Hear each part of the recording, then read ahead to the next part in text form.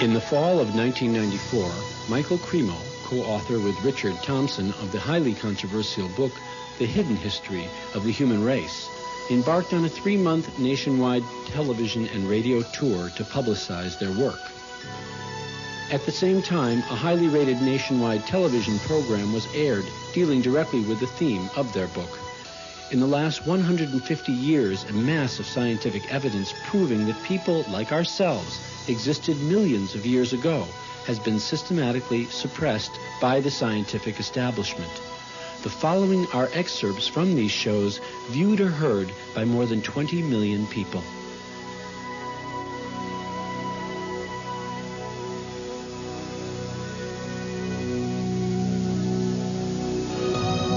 Why would thousands of artifacts be ignored by mainstream archaeology?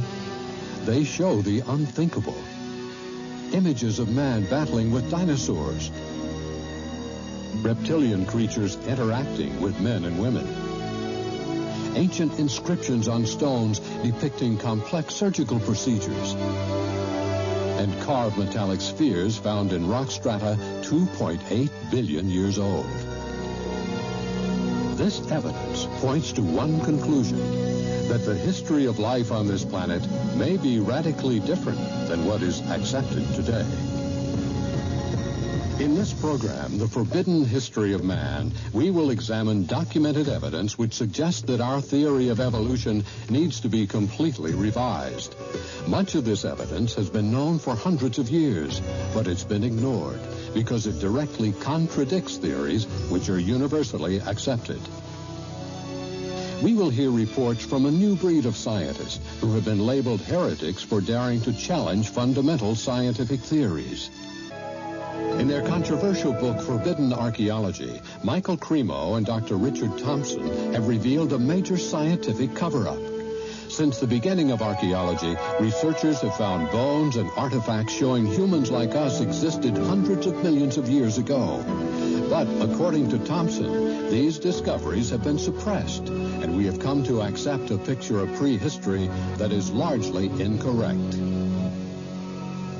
Thompson and Cremo have documented hundreds of cases which tell a gripping story of a scientific world shrouded in conspiracy and deception.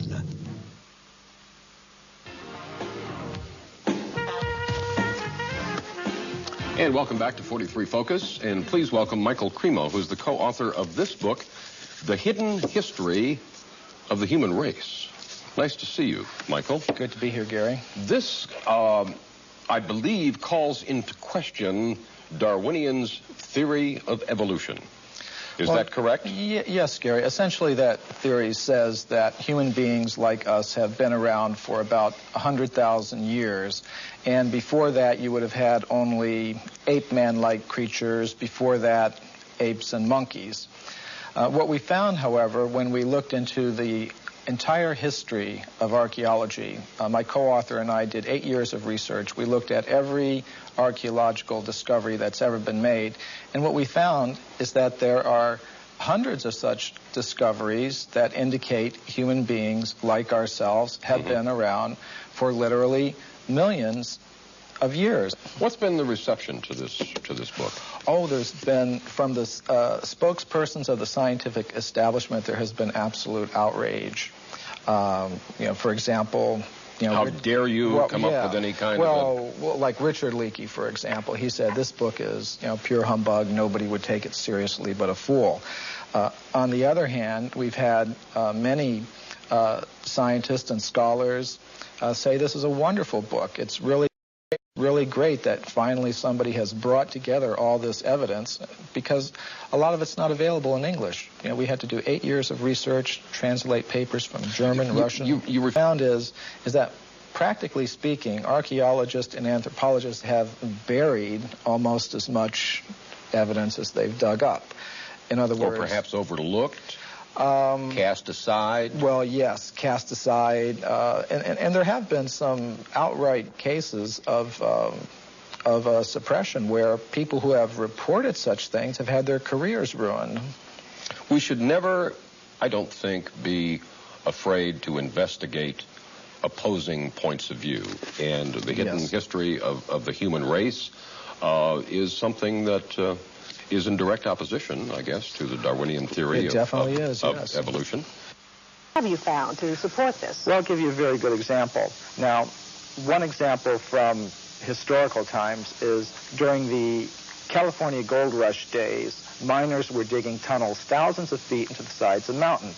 Now, the rock in these mountains is over 10 million years old. So when they were digging these tunnels, they were finding human skeletons, they were finding stone spear points, they were finding mortars and pestles, hundreds of them at dozens of locations. Now, all these were gathered together, reported to the scientific world by J.D. Whitney, who was the state geologist of California.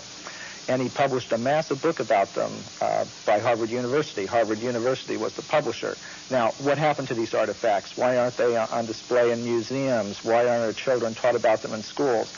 There was a very powerful anthropologist at the Smithsonian Institution named William H. Holmes.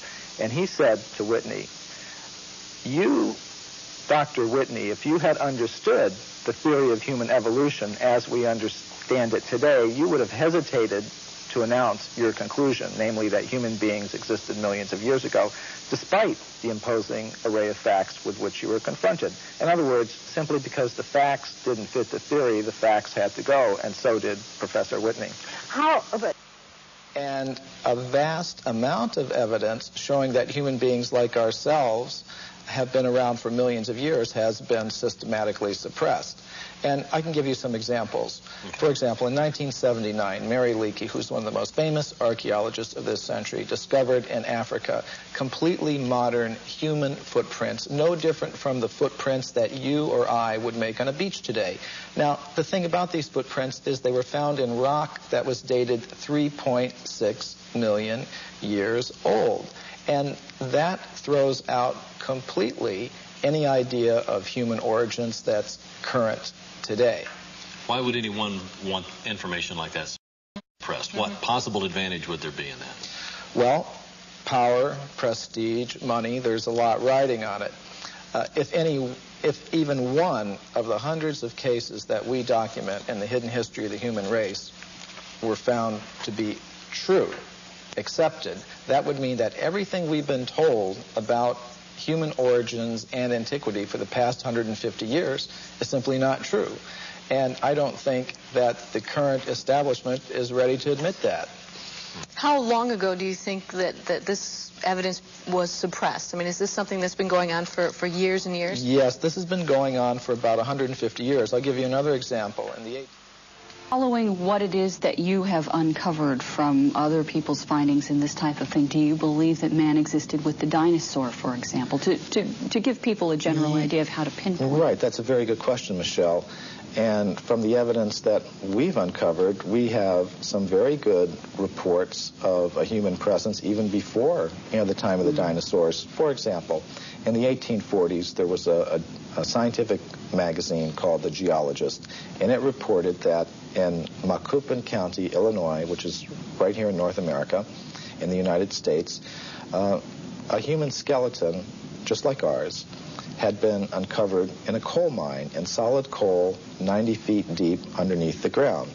Now, Richard Thompson and I were able to discover from the reports exactly where that occurred.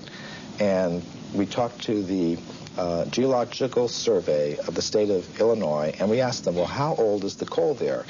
And it turned out it was 300 million years old, which means it's older than the Jurassic, that word that everybody knows now that refers to the dinosaurs. In other words, it was older than the age of the dinosaurs. Wow. Okay, so that throws a whole new spin on it. Yes, indeed it does. And some of the scientists who have read the book have obviously recognized that. For example, William Howells, who is one of the big anthropologists of this century, one of the architects of the current paradigm, he said, well, if what you say here is true, it more or less throws a monkey wrench into our whole picture of how life originated on this planet. And I think it does. Something you alluded to a few moments ago I want to bring up again. You talked about man coexisting with apes and coexisting with another kind of ape-man creature, and you again mentioned North America, and I think, of course, there's always been a lot of interest in Bigfoot, which is essentially where this is coming from. Some of the information that you brought forward is that this is just a descendant of this same wild man creature that was existing years ago. That's a distinct possibility. Now, when I first heard about this subject, I was extremely skeptical. But what turned me around is when I began to read reports about these creatures by very well-respected anthropologists. For example, Grover S. Kratz, who's at the University of Washington, up in the Northwest. He has extensively studied the footprints of these creatures, and he says they're biologically convincing.